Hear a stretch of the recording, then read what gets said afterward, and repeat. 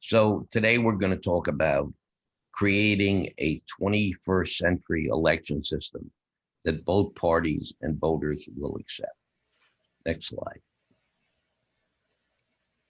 Now, 2020 was the most successful election in 144 years.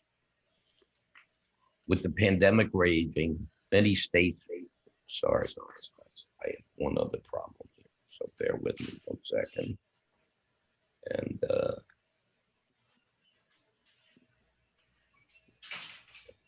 I opened another device. With the pandemic rising, many states rapidly made adjustments to voting systems. Many increased mail-in voting, early voting, use of drop boxes, and other steps to make it easier for people to vote. Despite the pandemic, more votes were cast in 2020 than in any other election. And only one election since 1908 had a higher percentage turnout. That was 1960. Both sides could claim victories. The Democrats won the presidency and gained in the Senate. Republicans gained in the House and in state legislatures and outperformed every poll. Next slide. 2020 was also the least successful election since 1876, which was the Hayes-Tilden election. 75% of Trump supporters still believe he won the election. And in Arizona, the Republican legislature is still recounting votes in Maricopa County. Now, look, if people don't trust election results, governing is going to be increasingly difficult. Next slide. Now, the Republicans and Democrats both want to change the election rules. After the election, both of them took action. Using a football analogy, the Republicans have a 3 yards and a cloud of dust rushing offense, while the Democrats are throwing Hail Mary passes on each down. We believe both parties are on a path to mutual self-destruction, with the United States and its citizens as the biggest losers. Next. Next. Herb, next.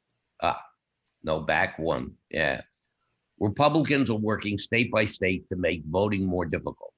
They claim illegal aliens and dead people voted. Mail-in ballots led to fraud. Drop boxes created opportunities for Democrats to collect bushels of illegal votes. Voting machines transferred votes from Republicans to Democrats. Democrats manufactured millions of votes after the election, and the poll workers acted illegally to help Democrats. While there's scant evidence that any of this happened, Republicans are trying to roll back the changes that were made to accommodate the voters in the pandemic. They have introduced 465 bills in 47 states, all designed to make voting more difficult. Now, the Republican legislation includes removing powers from secretaries of states and giving it to state legislatures, and restricting the power of local election boards, restricting mail-in voting, drop boxes, you know, all the other things. Oh, the last one I will mention, I'm skipping most of them, but enacting laws you're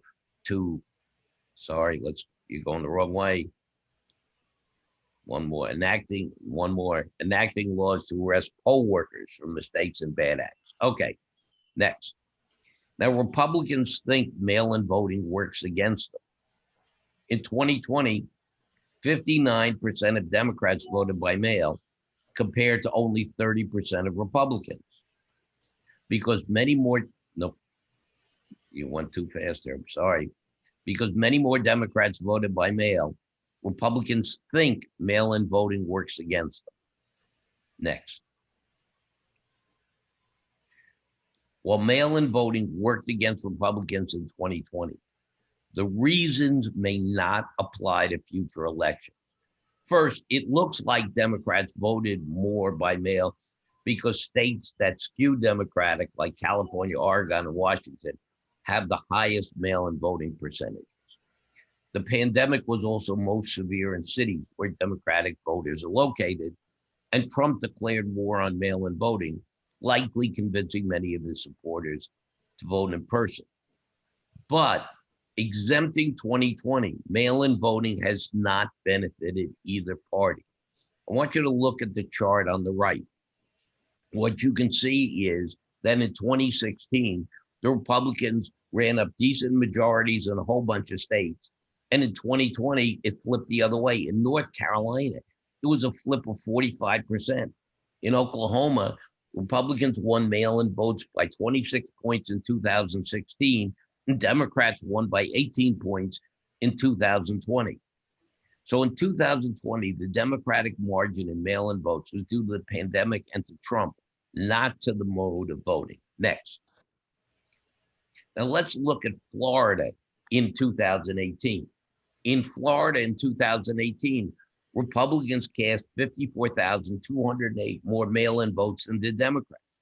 Democrats cast more in-person votes. Ron DeSantis won the governorship. Rick Scott won the Senate by margins that were covered by the mail-in votes.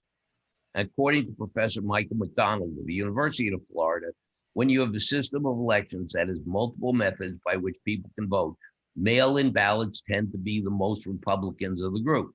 So mail-in votes enabled Florida Republicans to win major state races in 2018. Why are the Republicans fighting so hard against mail-in voting? 2 words, Donald Trump. Next. Now, we think Republicans are fighting a battle that will backfire on them. First, we think that voting patterns return to normal and that older and rural voters, both Republican demographics, are among major groups that vote by mail. Restricting voting, which is big focus of the Republicans, also, we think will backfire. First, making voting more difficult has not had a huge effect on turnout. And these restrictions could actually energize Democrats and turn independents against Republicans. After the Supreme Court invalidated portions of the Voting Rights Act, minority turnout actually increased. And giving the legislature power over elections, which they're talking about doing in Georgia and Arizona, will benefit Republicans while they are in control. Should they lose, Democrats will utilize the powers against them. And creating laws to arrest poll workers, they make it harder to run elections and alienate older people who make up most of the poll workers. Next. Now, the Democrats have H.R. 1, the For the People Act. It is a 791-page wish list that both Democratic legislators and political commentators have called aspirational. Of course, most of its supporters have not read the 791 pages. And aspiring and succeeding in something are not the same. A football quarterback can aspire to throw an 80-yard touchdown pass on each play. That does not mean the pass will be completed. H.R. 1 includes everything that a true Democrat could wish for, and then some. Next. I'm not going to read all these things. Neither all these things or all these things on the next 17 pages. But H.R. 1, Title 1, voting access, they've got all sorts of things, same-day voter registration, automatic voter registration, voting by mail, early voting, enhancement of have a Help American Vote Act, lots of things. Next slide. Title 2, election integrity. Now, this includes things like giving the District of Columbia statehood, granting U.S. territories the right to vote, letting Congress do redistricting reform. Number 3 is election security. It's got all sorts of things, infrastructure, security measures, stuff like that. Next. Title 4 is campaign finance transparency. Anything you could want, even shareholder right to know when companies donate money, the companies have to divulge it to the SEC. Title 5, campaign finance empowerment. Basically, the government starting to pay for elections. Title 6, campaign finance oversight. Next. Another Title 6, I guess I missed one. Ethics, Supreme Court ethics. Ethical reforms for president and vice president. The White House Transparency Act, executive branch. This is all geared toward Donald Trump. Congressional ethics reform, and Title 10, presidential and vice presidential tax transparency. The president and vice presidential candidates must submit 10 years of tax returns. Guess who that's focused on? Next. Now, HR 1 is too complex to pass. Why such an omnibus bill? Why not 7 or 8 bills, each of which might have a chance? In fact, many of the pieces of the voting segment make sense and could receive more Democratic and even Republican support. But by including issues such as making DC a state, allowing votes in territories, giving Congress power over redistricting, making rules for state voting laws, and establishing campaign financing rules, providing government financing for candidates, establishing ethics rules, HR 1 becomes much more complicated to pass. It also creates much more legal challenges to a Republican-dominated Supreme Court. Several Senate Democrats, 2 at the moment, have come out against HR 1, meaning there's no majority. However, even if you could get Kristen Sinema and Joe Manchin to change their vote, the only way to pass HR 1 in the Senate would be for the Democrats to invoke the nuclear option and do away with the filibuster rule. Next. Eliminating the filibuster could really spell doom for the Democrats. Look, the reality is, if you look at a map of the states, smaller states skew Republican. And if you look at historical results, Republicans are likely to reclaim the Senate, whether it's in 2022 or 2024. And when this occurs, without the cushion of the filibuster, Democrats will find most of their policies quickly undone. During Obama, Democrats changed the filibuster rules so they could appoint district judges. Republicans gained control. They used it to appoint Supreme Court justices. In the words of the great political philosopher, Dr. Phil, how's that working for you, Democrats? Okay, next. So while Republicans and Democrats are fighting over voting rules, no one is focusing on how to create an election system that works for all the people. We have an election system that was designed for a small number of land-owning white dudes in the 18th century. Now we have 21st century technology that should enable us to track every vote in every election. The only problem is we have 2 parties that would rather fight than develop solutions on which voters can rely. So before making recommendations, let's look at how the current system works. Next. So we're going to start with registration. There's a computer term for this, GIGO, garbage in, garbage out. That's how our registration system works. People register by mail, in person, online, at motor vehicle, armed services, public assistance, disability, and other state offices, through advocacy group, and in many other ways. Such a complex system creates increased likelihood of error, no way of identifying citizens, no effective way of monitoring people move or die, have residence in more states, and as a result, voters are purged for arbitrary reasons. Without effective databases in each of these states, voting issues will be perpetuated. Next. Now, if the system of registration is haphazard, the system of maintaining registration is even worse. States routinely remove voters for arbitrary reasons.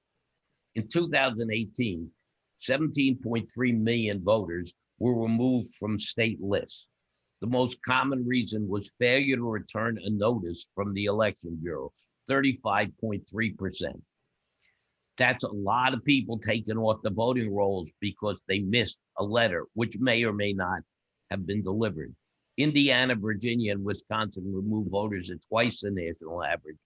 And in Wisconsin, more than 56% of voters, of the people removed, were removed for failure to return a confirmation notice.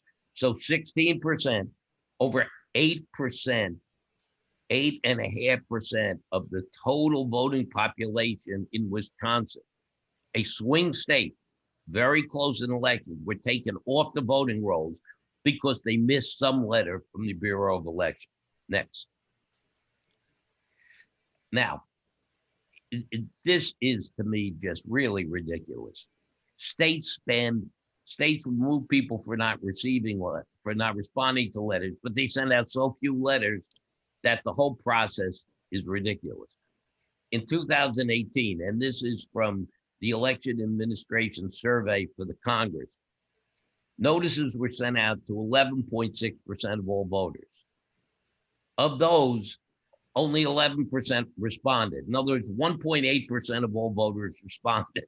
And 38% of the people who responded had their responses marked invalid. So in other words, only 1.1% were marked valid. Now let's look at a few states. New York, with 14 million voters, reported 16,980 confirmations. New Jersey, with 3.2 million voters, reported 0 valid confirmations. Well, that's New Jersey for you. And in Michigan, with 4.3 million voters, they had between 2018 and 2016 less than 200 confirmations. How do you maintain a voting system with no confirmation? So here's a question.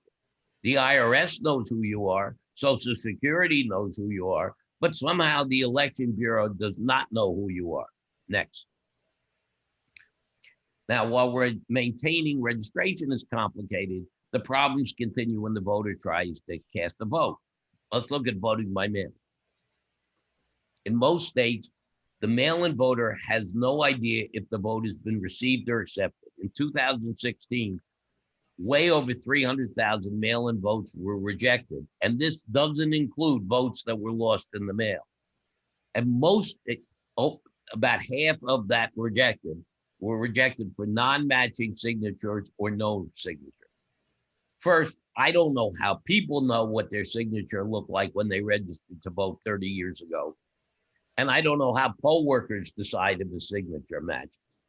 But to avoid the problems with the Postal Service, many voters in 2020 turned to drop boxes, which are now a Republican bugaboo. Next.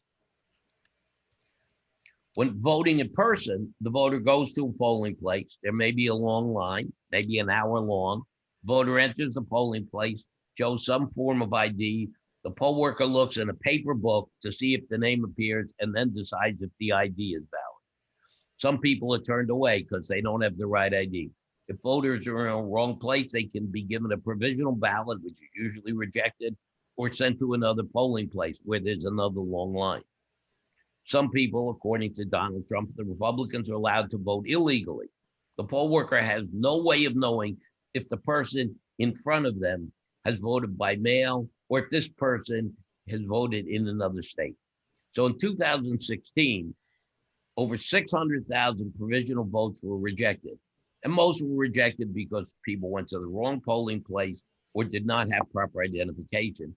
And another 250,000 votes were lost because of long lines. Next.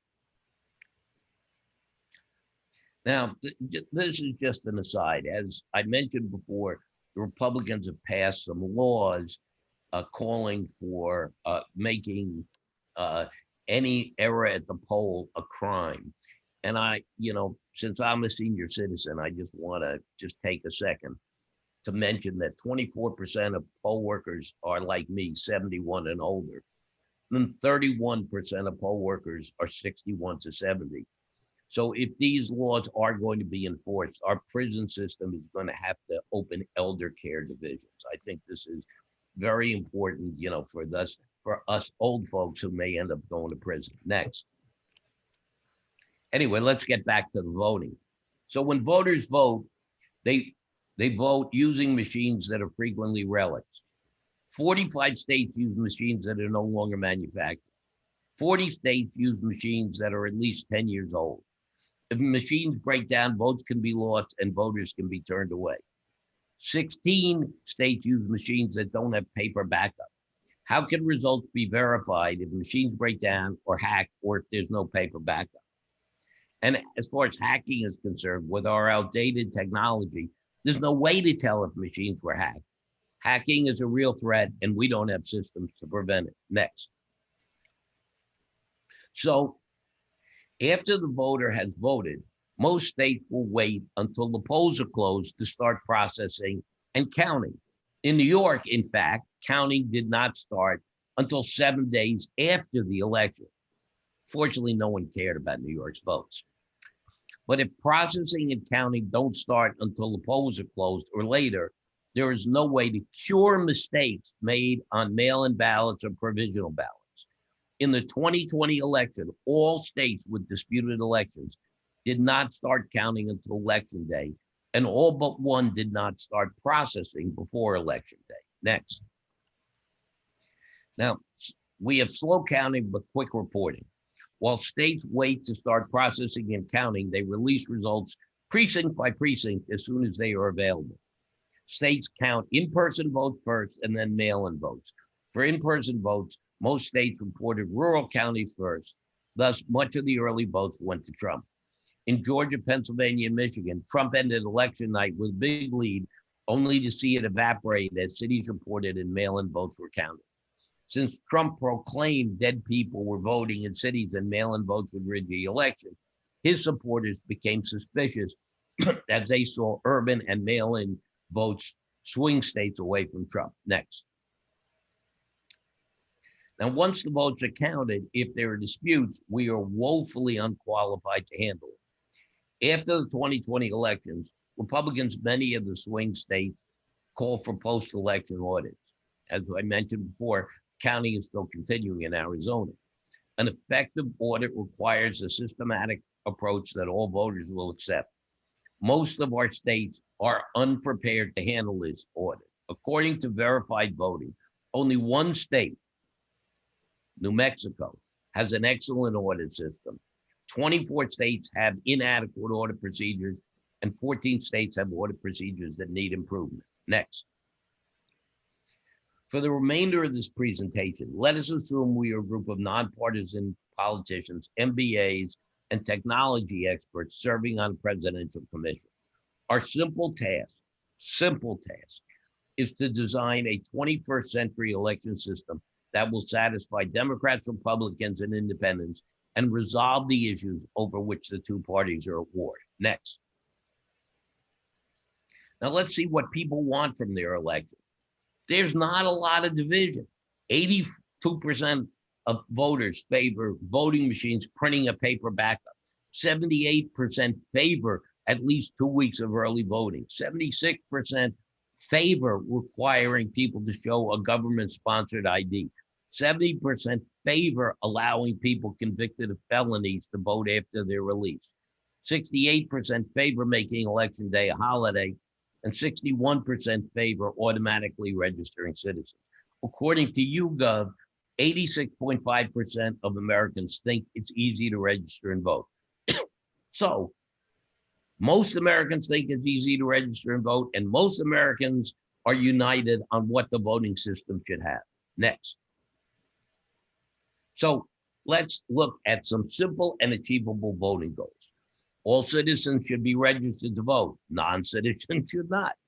States should have an easy way of maintaining their voting list, including tracking people who have moved, registered in another state, or died. Voters should have to identify themselves when voting. Voting should be easy and convenient to encourage higher participation. It should be verifiable. Processing and counting should occur when votes are cast, enabling results to be received in a timely manner. States should report results in bulk instead of dribbling them out by precinct to prevent the type of charges that impacted 2020, and all elections should be audited by an independent commission. Next. Okay, let's look at the first thing, registering. The easiest way of resolving registration issues is to guarantee that all citizens are registered to vote and maintain their registration as long as they are alive. Look, this doesn't mean they have to vote. Doesn't mean they have to choose a particular party. But what's the whole point of purging all these voters? Keeping everyone registered is going to save the state from doing all these stupid things. Look at the map on the right. Most countries in the world automatically register all of their citizens. I mean, Venezuela doesn't, but but all the countries in Europe automatically register all their citizens. Australia, Mexico. Why do we not register our citizens? Next. Now, this would make life really easy. If every citizen who is registered gets a voter ID card, then you know who the voters are. People can get driver's licenses, they can get social security cards, passports, and other form of identification. Yeah, Why shouldn't they have voter cards? 76% of Americans think people should show an ID before voting. You sure wouldn't have all these claims of illegal votes if people had an ID card. Now, voting card would solve this issue on Republicans' focus with illegal aliens voting, but it would also solve two issues on which Democrats focus: citizens being removed from voting lists and voters being harassed from the polls.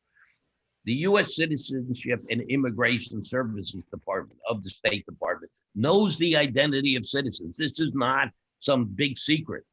The information can be shared with states with a national and an interstate database. All citizens should be able to vote, and no citizen should be able to abuse the system.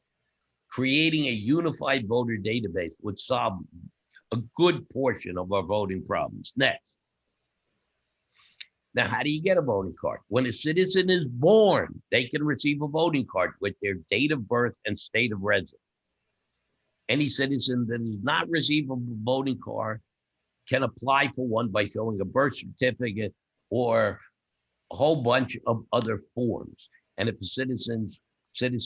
someone's citizenship is registered, there are all these things that qualify you as a citizen. So, for example, if you're like my wife and you were born to American parents outside the United States, or Ted Cruz or John McCain, there's a form for that. When an immigrant becomes a citizen, along with citizenship papers, that immigrant will also receive a voting card. And anyone with voting card will have the right to vote. Once you have a voting card, this is going to make the whole election process much smoother. Here's my voting card. I can vote. Next. Now, if every citizen is registered to vote and has a voting card, the next task is to maintain the voting list, which is a lot easier because you're not just taking people on and off. But the major challenges are going to be tracking when people move or people die. And all you need is a national and an interstate compact to do this. If someone moves to another state, they will interact with the government in the new state. If they register to vote, their voting card will be changed. The new state will inform the prior state, and the name can be removed from the list. When someone dies, the local funeral home or hospital will often inform the state, which can inform the Board of Elections. Or the information can come from the Social Security Administration, the IRS, or other agencies. This doesn't take rocket science. Now, you're still going to have problems like the guy, who recently murdered his wife and then, cast her absentee ballot, but if you have that was because he thought Trump needed the extra vote. But anyway, if we have an interstate and national database, we can maintain effective voter lists. Next. Now, let's look at the voting process. When a citizen arrives at the polling place, that citizen will show the voter ID card. The poll worker, instead of these paper books, will have computerized poll books directly tied to the interstate database. One click, fine, you're done. Now, when the citizen goes to vote, the card will be inserted into the machine. This is an extra level of security. The machine then will send a code to the voter's phone. 97% of all voters have phones. Even flip phones work for codes. The voter will enter the code and then vote. How many of you have gotten on websites that say, to pay a bill or something, we're going to send you a 4-digit code to your phone to make sure this is you? Every bank uses it. Insurance company use it. It's very common. Why not voting machines? You type in the 4-digit code. There is security that the person who has the ID card is the actual voter. Now, if the voter's in the wrong precinct, instead of a provisional vote, what is so complicated about creating voting machines that have the capability of transmitting the vote to the wrong precinct? Why should we be sending people wandering around the streets of New York? These steps will ensure that all registered voters, but only registered voters, are able to vote. With computerized poll books and voter IDs, it will be much easier for places to handle early voting, so voting days can be expanded, making it easier for everyone to vote. Next, let's look at voting by mail, where there are millions of illegal votes. First, to avoid late counting and provide the opportunity for curing, all mail-in votes should be delivered at least 3 days prior to the election. This idea that, like in New York, they can accept mail-in votes 7 days after the election is nonsense. Everybody knew who they were voting for in this election a week or two before the election. So, get off your butts and put the vote in the mail. But mail-in voters should also be able to go online and track the vote. You can track your FedEx package. You can track your UPS package. Why can't you track your vote? If the vote doesn't arrive, you can request another ballot. Now, people can also deposit ballots in convenient drop boxes. You're going to say, or Republicans are going to say, yeah, but look at the fraud. Yes, but here's how we do away with the fraud. Upon arrival at the polling place, the mail-in ballots are inserted in the voting machine for processing. The voting machine can be programmed to send a code to the voter's phone confirming the vote. The voter taps in the code and the vote is counted. By making the voter type in a code, issues with drop boxes and mail-in votes are easily resolved. And if there's a problem with the vote, the voting machine will inform the citizen, and the citizen can take steps to cure the error. With these simple steps, voters can be assured that their votes are counted, and all voters can be assured that no one is taking advantage of the system. Next. Now, there are going to be exceptions. There are people who can't handle these issues: elderly nursing home residents, Native Americans, former felons, people without cell phones, people with specific disability, like people who can't see, military and overseas voters. But this is not a huge percentage, and separate systems can be established to handle these groups. Poll workers can visit nursing homes or assisted living facilities to confirm and collect every ballot. The same process can be utilized on reservations for Native Americans. There can be a special database for former felons to reclaim their rights. People with disabilities or without cell phones can request special assistance. And military and overseas voters should be offered the opportunity to vote electronically. Providing special assistance to individuals or groups that are exceptions will make it easier for everyone to vote and add a level of security to the voting system. Next. Okay, now let's talk about technology and verifiable voting. Given the time and money spent adjudicating the 2020 election, it is ludicrous that most states are using machines that are more than 10 years old, and that many have machines without paper backup. Companies do not operate with 10-year-old computers. Few people have 10-year-old cell phones. Why does your 5-year-old grandson use a newer computer for games than our election bureau does for votes? Do we actually, and just as a side question, do we actually need voting machines? I mean, just a question, and I'm not making an observation, but could voting just be an app on other devices? If these things are used once or twice a year, couldn't you create a computer or an iPad as a voting machine, as an app? Couldn't that voting be an app on an iPad or a computer? Look, while states control elections, the elections that we're talking about are for federal positions, the president, the Senate, and the House. Accordingly, the federal government should create new standards for voting machine technology provide states with financing to purchase this technology, and require that all voting machines have a paper backup so every vote can be verified. Next.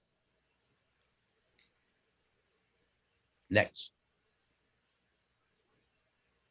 Okay. Now, processing and counting on receipt. When you pay a bill, does the company hold your check until the due date? When you arrive early at the theater, does the usher say, wait here, you can't go to your seat until 10 minutes before curtain time?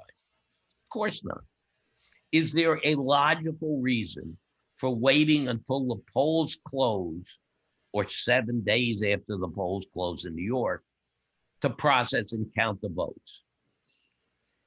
Now, states that do process and count early have never had a major leap. If you could count and process early, you would relieve the pressure of the surge of election day votes, and this will allow states to permit voters to cure errors and still report in a timely manner. Next. Reporting the vote.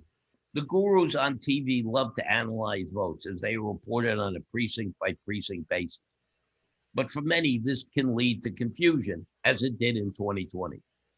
As I said earlier, in most states, same-day votes are counted first, even though the mail-in votes were received first. Rural counties counted before urban counties. So in 2020, when people went to sleep, it looked like Trump had won Wisconsin, Michigan, Pennsylvania, and possibly Georgia. The next day, as the Democratic votes flooded in, many Republicans decided the election had been stolen. If the states had waited until all the votes were in before releasing results, it would lower election night drama, but would also limit the controversy. Next. Now, let's talk about post-election audits. When corporations file annual reports, an independent audit firm audits the results. Investors don't want management to make up its own numbers. Imagine what would have happened if Enron, WorldCom, Theranos, Madoff, and others did not have someone independent checking their books. Okay, now let's think about elections. When states report election results, voters are willing to leave the determination of the results to the politicians, many of whom are running for election. I mean, if somebody's going to check a corporation's books, why aren't somebody going to check the election books? Why do we insist on auditing corporations but not elections? Every state should have an independent audit board composed of audit professionals to audit every election. With such boards, we would not be playing the type of games we're playing in Arizona. After each election, the audit board in each state should publicly issue a report detailing its findings. With a public report from a nonpartisan professional entity, trust in elections should increase. Next. Finally, given the current level of polarization, we do not think the two parties, typo there, are willing to work together to resolve election issues. Each appears more interested in chasing partisan goals. So to improve the registration, voting, processing, counting, reporting, and auditing process, we should form a new nonpartisan U.S. National Election Commission. The commission's task will be to develop processes and technology for conducting elections. The commission should include leaders of both parties, like Obama and Bush, leaders of technology companies like Tim Cook from Apple, Satya Nadella from Microsoft, who can help with the technology, leaders of auditing companies, and representatives of states. It's time to rethink how we run elections. Next. Fixing our election system with 21st century technology is not complicated. We need universal voter registration, voter ID cards, a national and interstate database to maintain all registrations, a technology that confirms the identity of every voter, including computerized poll books for poll workers and automated voting machines or apps that can communicate with voters, allowing voters to cure any problem. more early voting time and secure drop boxes, a backup paper trail for every vote to enable verification in case of hacking or disputes, processing and counting ballots when they're received, reporting of results on a statewide basis instead of piecemeal, auditing every election by a nonpartisan, independent, and well-trained audit team, and establishing a national commission composed of leaders of both parties, independents, and leaders of major technology companies to develop new technologies and new systems. With the types of technology currently available, it is time to leave the 18th century and develop a 21st century voting system. Thank you.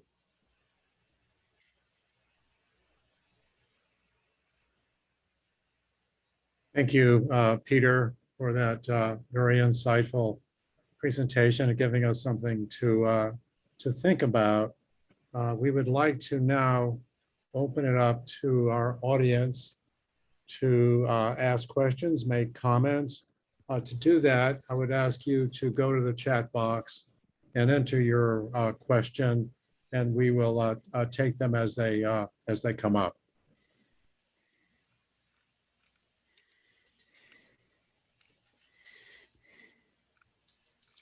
And when you are called on, please unmute yourself.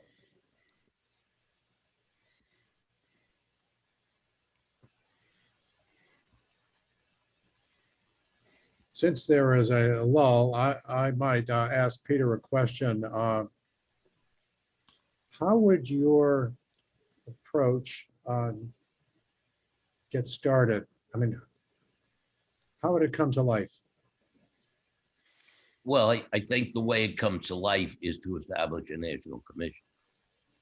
And I think the other thing is that some of these things that I've suggested today could be agreed on by both parties. I mean, what's interesting about, for example, having every citizen registered is everybody agreed, where's the fight? You know, where's the fight to getting every citizen registered? Who does that benefit? Benefits, you know, both parties, because for the Republicans, it stops them from, it stops illegal aliens from voting, if they are, and for the Democrats, it makes life easier for citizens to vote. I mean, you know, there are, instead of these huge omnibus laws like HR1 or these huge laundry lists in states like Georgia and Texas that the Republicans are putting out, you know, why don't we figure out what we can agree on and then how to make it work? Let me ask another question. I don't see any questions in the chat box, so I'll ask another question. People can raise their hand or okay, they can raise their hand. Chat box. Okay, Bill Rosser, go ahead. So you're about to head to go to the voting booth, and you know you can't find your card. You've lost it. It's gone. You haven't used it for 4 years, whatever. That's inevitably going to come up, and that could be a problem. But I think there's also an answer to that. Sure, it's a nationwide. What about passports? I have lost or have been stolen my passport more than once in my life, and you go through a process and you get a new one. And it's, you know, certainly doable. And I think we should have the same kind of capability for people, and that will happen where the loser can't find their identity card. the reality is this, Bill, these things can be automated now. You could go on, if I lose my card, I go online, I click, send me a new card. Okay, I mean, this is the technology to get this done is not complicated. And the reality, as they say, is 97% of the people have cell phones, you know, 97% of people have computers, can get online. And if they can't, you know, they can be an exception. But the question is, can we design a system that works? Good.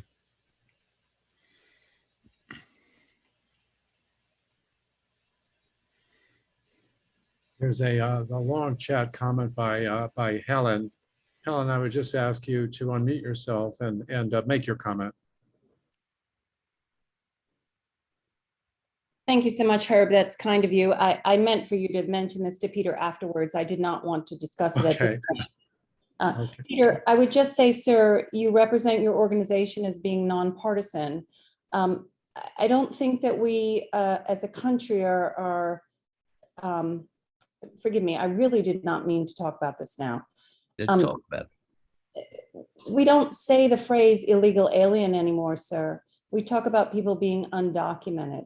If this is truly a nonpartisan organization, I think you should be a little sensitive in your language. And again, I did not mean to bring this up at this point. I have to say, sir, I am very impressed with your ideas. I think that what you propose is something that so many people could get behind, but you certainly wouldn't want to trip over your language and find that you don't have the breadth of support that you might have otherwise. Helen, I agree with everything you said. And when I used the word illegal aliens, I was echoing what the Republicans were saying about those voters. But you're right. I mean, you're 100% correct. So, sir, I ran, and again, forgive me, I ran for state senate here in North Carolina in 2018 and 2020, and I am deeply investigating the data. And something that I think, and I'm more of your age group than others, something that I think we have to be so mindful of is that the younger population is not identifying with party, nor are they necessarily looking to identify with race or an ethnicity. So if this is something you would get the majority of individuals behind, which I think you have some phenomenal ideas, I think it has to be something that you see through a lens of being inclusive, that the younger generation who is so tired of our partisan politics would really step up for, but I just suggest just to be mindful of how you speak about individuals. You're completely correct. We're in North Carolina, Helen. Oh, I'm down on the border in South Carolina. For rural counties, great area to live. I actually myself live in Pinehurst in Moore County. And I really think that most Americans believe the same thing. We've just gotten so pigeonholed, and we're listening to our own news, that it's been very, very difficult to break through. So I have to say that I'm a University of Chicago grad. I clicked on this for whatever reason tonight. God knows I have a lot to do, but I'm really intrigued by what you're doing. And I applaud you, because we have to solve this in a way that works for everyone and moves this country forward. We are damaging ourselves on both sides, and it's so harmful for our children and where we should be.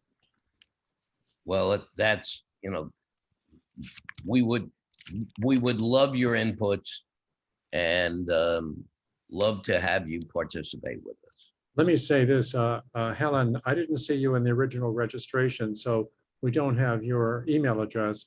If you would care to send us an email so that we can communicate with you, we would love that opportunity. Happy to. I got it down here in North Carolina. We have a great organization called Ivy Plus.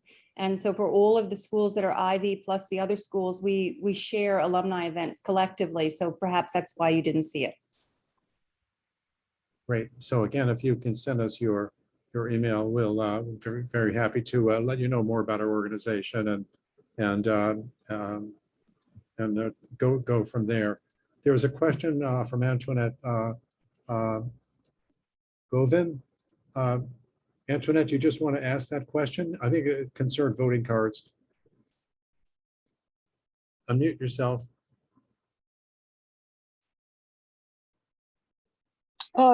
Yes. Yeah, I was curious because if the voting cards are used for all elections, like for primaries, you would somehow need the card to reflect, the party. You wouldn't want a Democrat then voting in a, Republican primary and vice versa. So my question was, would you have a different card for each party? Like a Republican voting card and a Democrat voting card and an independent voting card. Would I have donkeys and elephants pictures on the voting cards? Yeah, would you? Or would you just make it a generic, you're entitled to vote, but without revealing, because I guess that's considered you know, personal information, I guess. But, you know, when you go to vote, you know, you have to declare yourself as either a Democrat or a Republican, right? It's the first thing they ask you when you go to a poll. Well, Uh, just thinking about technology, okay? If I register, if I have a voting card, the voting card entitles me to vote, okay? And it doesn't, in your party, no, you no, know, no, as, it's, yeah. sorry, give me 1 second. The Yeah. voting card entitles me to vote in a general election, okay? Right. If I'm voting in a primary, I should, here's the technology as I see it.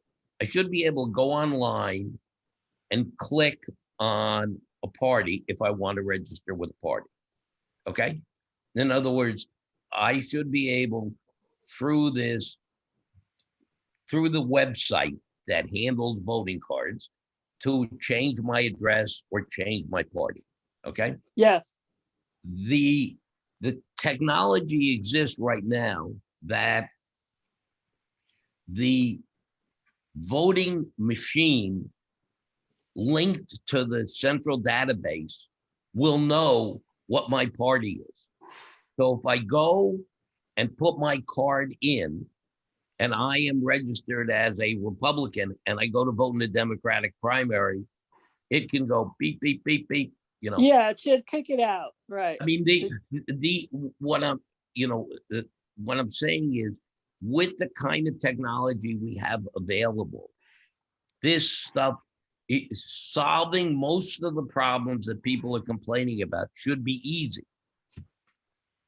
Peter, there becomes a political aspect in this, it seems to me, because I think what you're suggesting is if I'm a Republican and I want to vote in the Democratic primary 3 days from now, I just go on the computer and change and just so indicate that.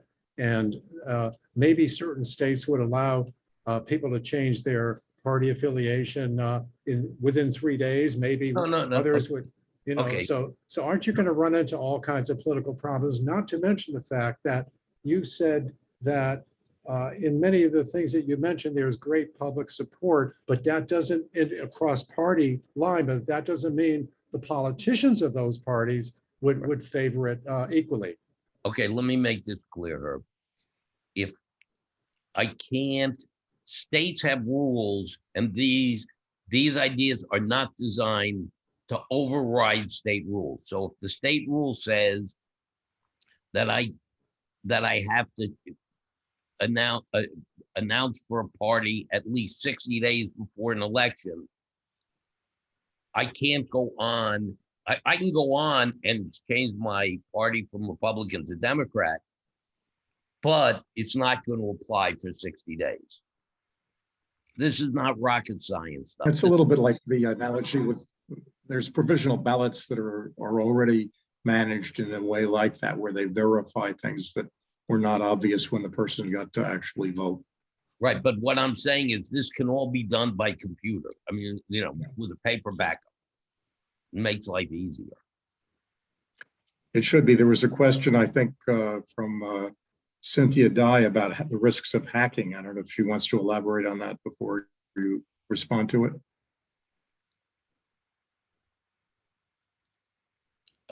Is Cynthia still on the call? Actually don't see her. I think also, let's see,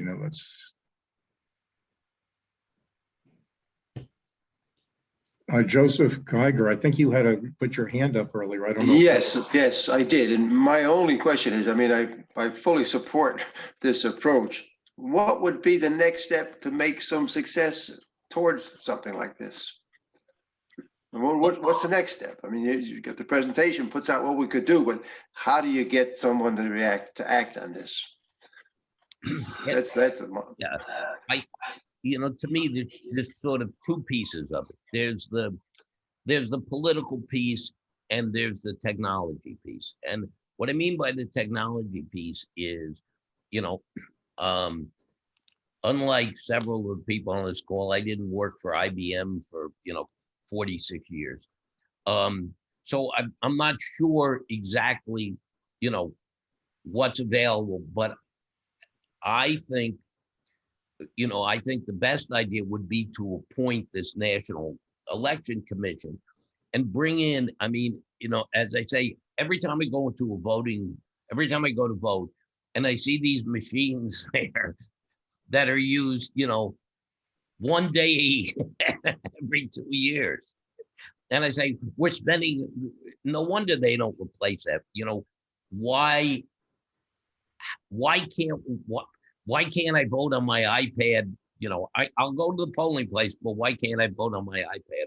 Or aren't there ways of handling this that work better? So what we want to advocate is a nonpartisan commission that would start to try to understand how elections in the 21st century can work better. Because I will say, I see Bill has his hand up, but I just want to make, when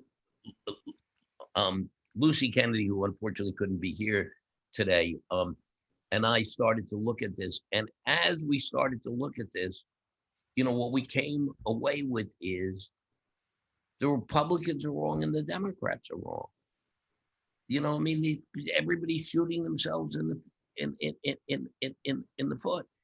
And as I just see from that, work better and cost less. I'm absolutely convinced that there's a way to make this process work better, cost less, and not be sitting, 5 months after the election with 75% of one party still thinking that the election was stolen. Eileen, did you have your hand up? Unmute yourself.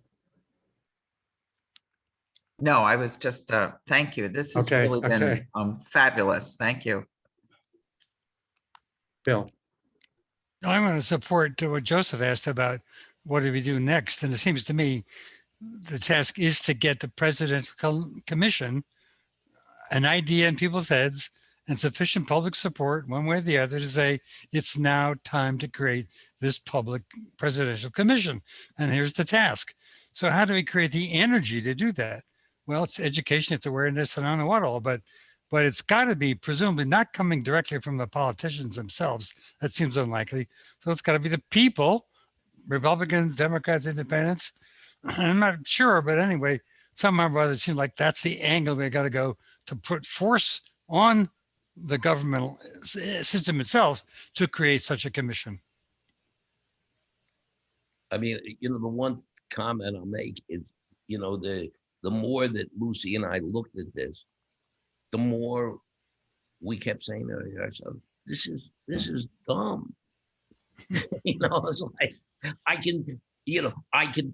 the New York Stock Exchange can work with computers and I can do my banking with computers, and yet nobody's questioning some trade on the stock exchange or some,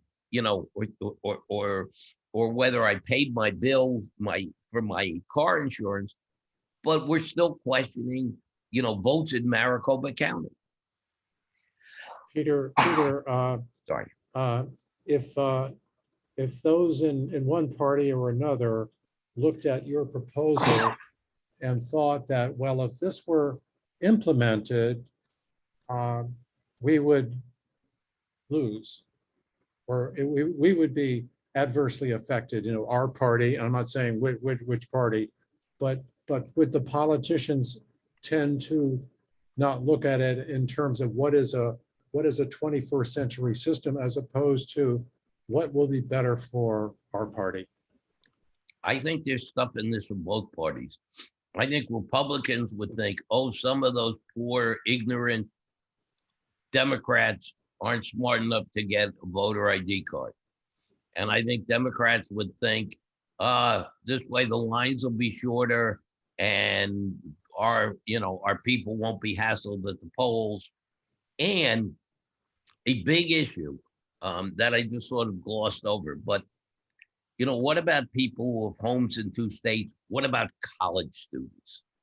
Does a college, if I live in New York and I go to school in Massachusetts, I go to Harvard, can I vote in Massachusetts, or can I go to New York? Well, it should be easy. I think there's stuff in this that both parties will think works to their advantage. And following up on what Antoinette said, I think elections are very expensive, and I think that in the long run, that this could save a lot of money and make life much easier. I can also point out if those of us who are old enough to remember the draft cards and the registration system for selective service, they had no trouble finding people nationally of what state they were in. And that was without the technology of today. So they found you and sent you to Vietnam. they sent me to Washington, but I'd like to also segue, because it's getting a little bit late, but I do think the next event we're doing is working in a similar direction, because it's also looking at a way to get nonpartisan or even bipartisan folks together without the politicians in the room to come up with best practices and innovations that can work best for Americans, not just for political parties. And I think our next session on June 9th is going to show an approach that's being taken by an academic group, professors who are experts in democracy, in the political science of democracy, of elections, that have been part of the comparison process that's now got us rated in the low 20s in terms of our democracy rating against other countries in the world. People who've looked at the best practices elsewhere. They want to come together and not have the politicians tell them what to do, but basically look at the science, look at the political science, and come up with what are the best methodologies that can be implemented, and then make recommendations at the end based on what's good for America, what's good for democracy, not what's good for politics. So I hope that you'll all pencil into your calendars 5:30 p.m. June 9th. It's also a Wednesday. And I think we're going to have a very distinguished panel of professors from Stanford and NYU. And the group as a whole is represented by 15 different universities across the country. So it will also represent a greater nationwide representation. And they'll have all the answers to the questions that we forgot to. You know, before we conclude, Mike, are you still talking? Because you seem muffled. It seems. Can do better in the future. Okay. If there are any other comments or questions, you know how to reach us. We try to be responsive, and we see a good future. Herb, yes, let you. Yeah, there was someone on the call that I guess came in by phone. Just see a phone number that ends in 1843. If you would care to identify yourself, that'd be appreciated. Want to unmute yourself? That may be more complicated from a New York cell phone. Okay, I just finished. Maybe they'll send you an email, Herb, or send something to our thing. So I think we're all set. Thank you all for coming. Thank you all. And I hope we'll see you again in June 9th. Right. Okay. Thanks, Bye, Peter. everyone. Take care. Have a good week. Bye-bye.